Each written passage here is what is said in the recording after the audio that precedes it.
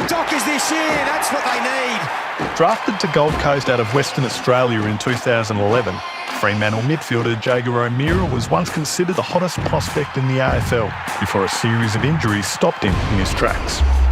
In this special extra edition of Access All Areas, brought to you by Crypto.com, O'Meara talks about the life-changing moments through his career, an unexpected move west, and the work being done with the young list for a brighter Fremantle future. Just does that beautifully.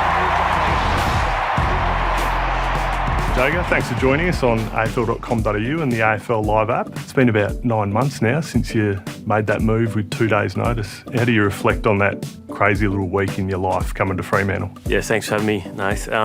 It was a crazy week. I can't really believe it's been 9 months already. I went into the off-season last year thinking that I was going to be at Hawthorn again this year. There was an approach initially it was from GWS and then Fremantle, and I made the decision to come back home and play my footy at Freo. Do you reckon you learnt anything about yourself getting thrown into that, I guess, high-pressure environment where you got to make a big career decision with such short notice? I'd been away from home and from family for 11 years. It was. I left as an immature 17-year-old to the Gold Coast and spent 5 years there and then 6 at Hawthorn in Melbourne. So I'd missed out on a lot of stuff with my family. I also, my fiancée, her father was really sick for a long period of time, and unfortunately he passed away at the end of last year as well. So that was a big part of my decision making in terms of wanting to get home for her and for us to spend some time with him. Did it feel at all like you were taking a risk when this option came up for you?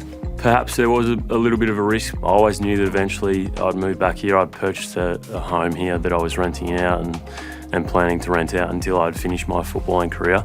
But it's been really nice to make that a home now and settle down in Perth. The experience brought into the team, and that's why Coolhead gets the finish.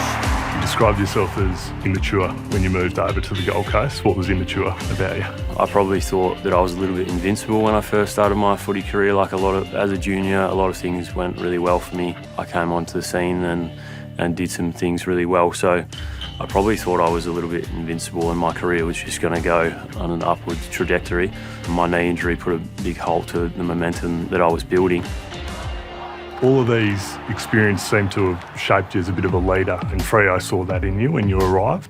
You take us inside, I guess, the leadership group meetings that you have. What's your role in that group? What are you bringing to the team there? I've spent a fair bit of time just kind of not sitting in the background, but just trying to learn how guys operate and how the club operates and how things are done here. Haven't really wanted to step on too many toes, which is probably the next progression for me in my leadership here at the footy club. I'm not really the type that's like coming in and telling people how things should be done. I like to kind of sit back and make my own mind up and assessments and see how things can be done better, but do it in a way that's authentic to me.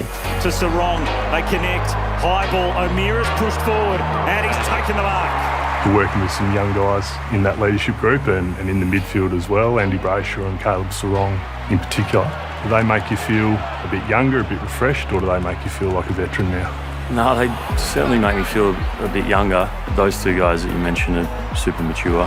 They're good fun to be around, but they're extremely hard working. They've got a great work ethic. They really want the best out of their careers and the best for the Freo Footy Club. They're both doing a lot of things right. I certainly wasn't doing things as well as they were at this age in terms of their leadership. So two young guys who have got really good careers ahead of them, and if they continue their progression with their leadership, they're going to be really strong leaders for the footy club too. The year probably hasn't played out for Freo the way that you would have hoped. Do you still see those things in the group that you saw when you moved over here? Yeah, absolutely. I think we're one of the youngest lists in the comp, which is not an excuse, but we have had periods in games where we have just had momentum go against us and we haven't been able to wrestle that back. You know, our first quarters as well have been a real challenge for us. We've gone to work on that and hasn't quite clicked for us yet, but I'm still really happy with my decision to come back here, and I think we've got some blue skies ahead for us for sure. Beautiful. Hopefully you do, and I'm sure you do for yourself. Cool. Jaeger, thanks a lot for joining us. Thanks, Nathan. Cheers. Thank you.